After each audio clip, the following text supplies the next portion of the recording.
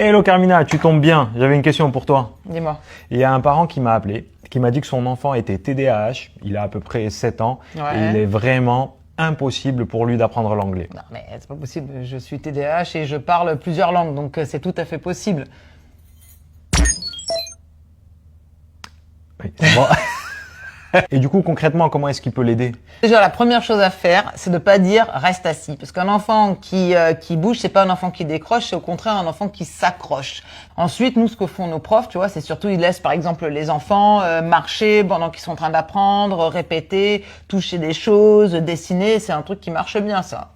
Ok, donc le fait de le laisser comme ça bouger, etc., c'est pas... Alors un truc qui marche très bien que moi je faisais avec mes élèves, et plutôt les élèves de 12-13 ans, c'était le doodle. Je prends un papier, un stylo, et tu laisses l'enfant dessiner, et tu verras, il est concentré sur son dessin, donc une partie du cerveau elle est concentrée sur le dessin, pendant que l'autre en fait est en train d'écouter, et ça lui permet d'être vraiment focus dessus.